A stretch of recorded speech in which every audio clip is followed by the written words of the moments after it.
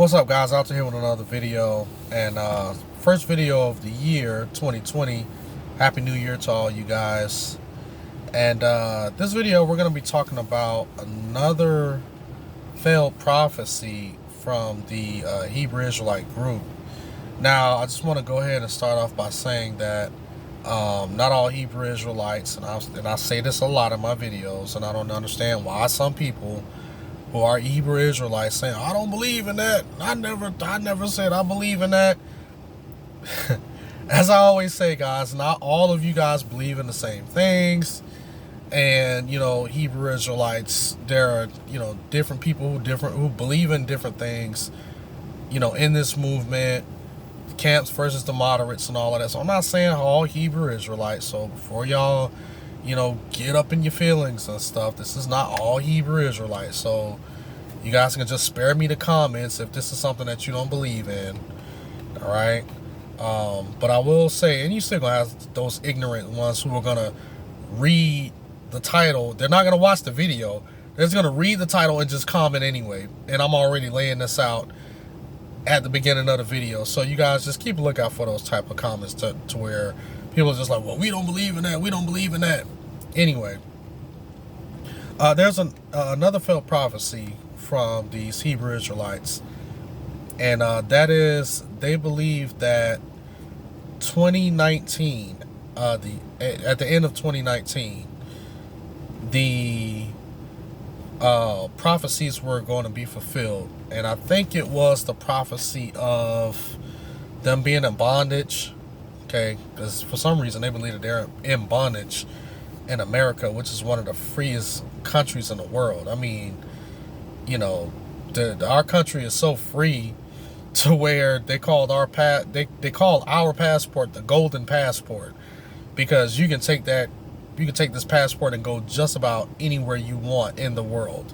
And that's why you have so many people from different countries trying to obtain a U.S. passport, because you get a U.S. passport, you can basically travel to just about any country with no problems, no issues. You don't have to fill out a whole bunch of paperwork, which a lot of people don't understand. Like when you're in other countries, or when you're from other countries, if you are trying to leave that country or go visit another country or something like that, it's not that easy, because they want to know everything. I mean, they want to know your blood type. I'm just hypothetically speaking, but but they do ask a lot of questions. They want to know when you're leaving, when you're coming back, all of this type of stuff. And some of these countries, they can revoke you actually leaving the country. They just want to make sure that there isn't a mass exodus out of the country and all of that before they grant you travel permission. So here in America, you don't have to go through all of that. All you got to do is book a flight, have your passport, and get on that flight and go wherever you want to go and come back. The only problem that you may have is getting into a certain country. They may ask you a lot of questions and all of that stuff there, but other than that, you really don't have a problem leaving this country. So that's why it's always mind-boggling to me when I hear Hebrew Israelites talk about, this 400-year prophecy that, we're in bondage, and after 2019, we're going to be out of bondage.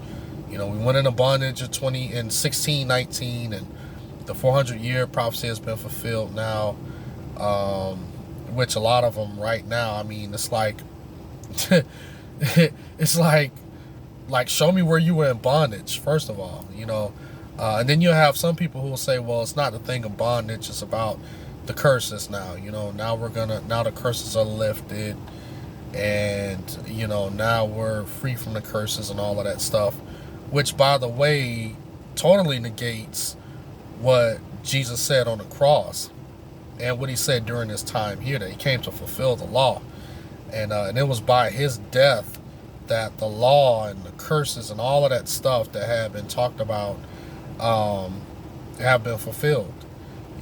All of the stuff that had been talked about in the Old Testament had been fulfilled.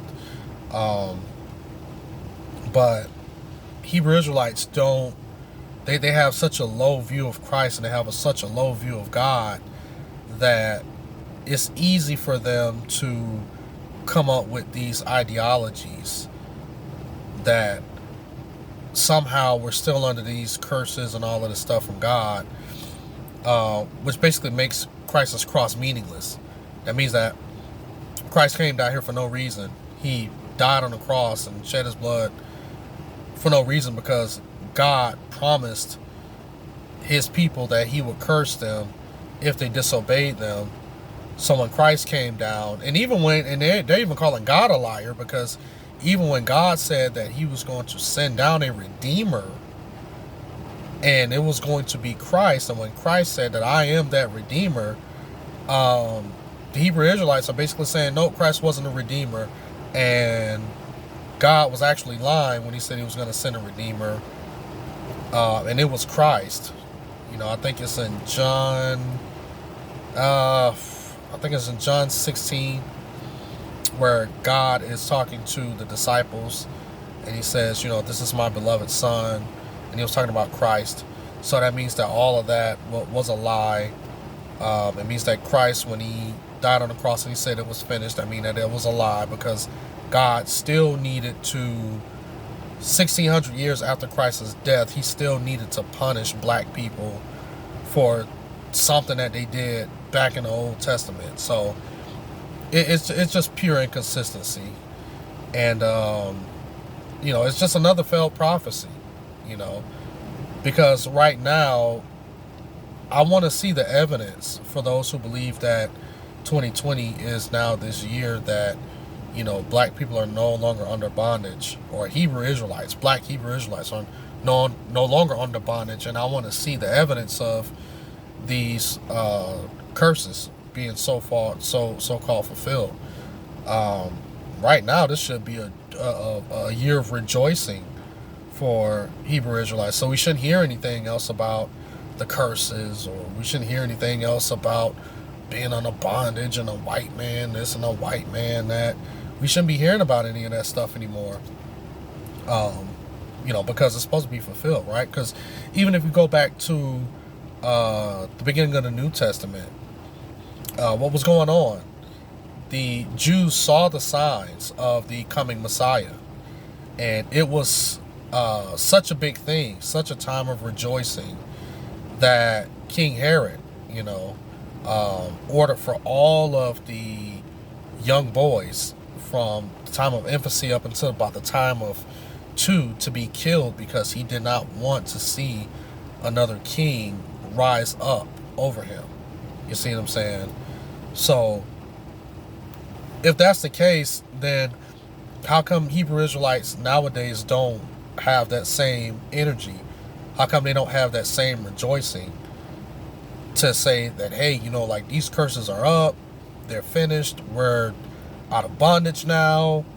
It's like you don't see that now. So for all of those who believed in this 400-year prophecy, right now this is supposed to be a time of rejoicing, and we shouldn't be hearing anything else about white people and bondage and all of that stuff there.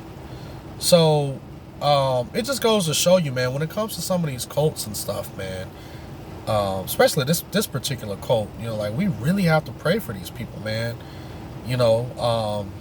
They're not our enemies. They're the mission field. You know what I'm saying? Like this is the mission field. We are supposed to preach the gospel to them, and make sure that they understand the gospel. What Christ's death, burial, and resurrection, what it truly meant. And what did his life mean here on earth? It wasn't just him trying to show an example, or trying to be an example for mankind, some good teacher or something like that, but that it was his blood that redeemed us from these curses, from this bondage of slavery and sin. It's bondage of sin, being slaves to sin. So yeah, we just have to continue to pray for these people and continue to give them the gospel, because right now black people, and I think this started to happen maybe around the civil rights era, black people have acquired this identity crisis. Black people want to be a part of some culture, and we'll hijack any culture and stamp it to our blackness just so we can feel special about who we are. And you think before then, black people, especially Christian black people, found an identity in Christ. And when they found that identity in Christ, it's just so coincidental that when that was happening, the black communities flourished. You see what I'm saying? Even after slavery, during Jim Crow, all of those types of things, when black people had an identity in Christ alone, and they didn't care about having some culture or anything like that. I mean, the black community was way more intact. We didn't have as many issues that we have now, and it just so happens that this Hebrew Israelite stuff, we're battling nowadays. It's causing more division and causing more chaos in the black community than what black Christians have been doing, in decades past. So, but yeah, I just want to go ahead and make this quick video. It's already like 11 minutes. And, you guys, as always, just let me know what you think down in the comment section. Let me know if you think that Hebrew Israelites, their 400-year prophecy, hasn't been fulfilled, or excuse me, is it still being fulfilled, or are they spot on? Or if you're like me, you just believe that it's just a bunch of foolishness, it's another failed prophecy, just like the year 2000 prophecy, where Christ is supposed to come back in the year 2000. Excuse me. But let's just see how they're going to twist this one. They've already tried to twist the year 2000 prophecy by bringing up Jonah and all of this stuff here. But anyway, guys, as always, if you like this video, you like what you see, you like what you heard, hit that like button, share it, subscribe, and you guys have a blessed day.